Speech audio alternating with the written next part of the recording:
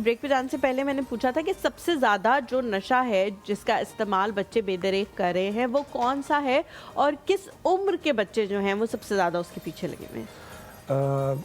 सबसे जो आजकल हमारे पास रिपोर्ट हो रहे हैं वो मिनिमम 14 एज है। अच्छा। और बहुत ज़्यादा जो बच्चे हैं वो कैनबिस का बहुत ज़्यादा इस्तेमाल कर रहे हैं। ये क्या है? ये चर्स इसको कहते हैं। अच्छा। हशीश और इसको हुक्के में भी यूज़ करते हैं, इसको सिरगन में भी यूज़ करते हैं। और शौकिया बहुत से ऐसे नौजवान जो कि स्टूडेंट लाइफ में जो है ना वो इनकी शुरुआत करते हैं और वक्त के साथ साथ फिर वो क्रॉस एडिक्शन में भी चले जाते हैं। लेकिन आजकल जो हमारे पास केसेस रिपोर्ट हो रहे हैं वैसे तो कैनबिस के हैं, लेकिन इसके साथ साथ आइस के पेशेंट भी बहुत ज़्यादा रिपोर्ट हो रहे हैं जो कि कम एज में हमने पहली दफ़ा देखा है कि इस इतनी कम एज में पेशेंट हमारे पास आ रहे हैं आइस के साथ। किसी भी चीज़ की आदत को छोड़ना वाकई ही बहुत एक मुश्किल काम है, इसमें कोई बड़ी बात नहीं है।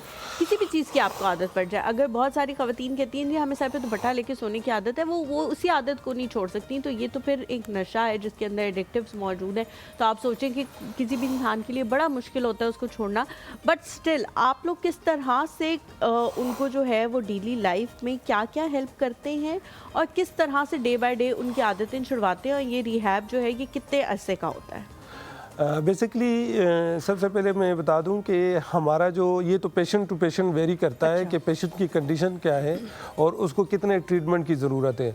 शुरू में हमारे पास कुछ पेशेंट ऐसे भी आते हैं कि जैसे कि वो यूज़र होते हैं और वो कभी कभार नशा इस्तेमाल करते हैं, तो हम उनको रिकमेंड करते हैं कि आप घर बैठे चंद ही हफ्तों में आप अपने घर पे ट्रीटमेंट करवा सकते हैं, आप अपनी ऑनलाइन काउंसलिंग ले सकते हैं और आपको रिहेबिलिटेशन में एडमिशन की ज़रूरत नहीं होती।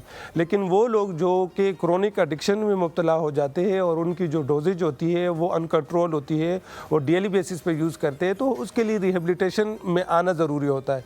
इसका एक बड़ा ज़बरदस्त तरीक़ाकार है हमारे रिहेबिलिटेशन सेंटर में। जैसे कि हमारा इस्लामाबाद में हम बड़े लग्जरी टाइप जो है ना 4 रिहेबिलिटेशन सेंटर है हमारे, और यूके, अमेरिका, कनाडा से भी हमारे पास पेशेंट्स आते हैं।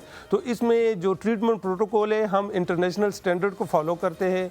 जैसे हमारे पास पेशेंट आता है उसका सबसे पहले ड्रग स्क्रीनिंग प्रोफाइल किया जाता है, उसके साथ साथ फिर हमारे जो कंसल्टेंट साइकेट्रिस्ट है उसको प्रॉपर असेसमेंट करते हैं, डायग्नोसिस करते हैं, और इसके साथ साथ फिर माहिर नफ्सियात होती है जो इनकी काउंसलिंग करते हैं।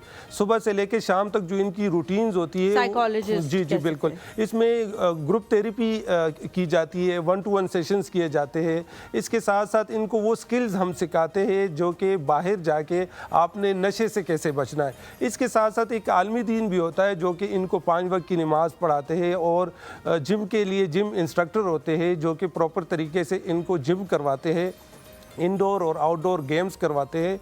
सुबह से लेकर शाम तक इनको हम एक बिजी रूटीन में रखते हैं, जैसे कि इनका जो पूरा दिन है ताकि उस तरफ ध्यान भी ना जाए, बिल्कुल उस तरफ ध्यान भी ना जाए, और काफ़ी आपका दिन अच्छा गुजरे और आप एक अच्छी जो है ना नींद, आपको एक अच्छी नींद आए। अच्छा, बहुत सारे जो लोग होते हैं ना उनसे जब भी आप नशे के हवाले से कन्फ्रंटेशन करते हैं, उनको कन्फ्रंट करते हैं कि जी आप नशा करते हैं, वो कहते हैं मैं तो ऐसे छोड़ दूँ, मैं चाहूँ तो मैं ऐसे छोड़ दूँ, मैं कल सुबह छोड़ दूंगा अगर मैं चाहूँ, मैं चाह नहीं रहा। मैं ये सिर्फ बोलने का हद तक होता है, ये जो है ना सिर्फ बोलने के हद तक है। कोई भी मरीज़ किसी भी किस्म के एडिक्शन में अगर वो मुब्तला हो जाता है, पहली बात तो ये कि अगर आप यूज़र है और कभी कभार आप 2 हफ्ते 3 हफ्ते के बाद एक दफ़ा आप ड्रग्स करते हैं, लेकिन आपको छोड़ने में ठीक है आप कर सकते हैं, लेकिन उसके लिए भी आपको माहिर नफ्सियात की, साइकेट्रिस्ट की हेल्प लेनी चाहिए। लेकिन वो लोग जो कि एडिक्ट है वो ये कभी भी नहीं कर सकते।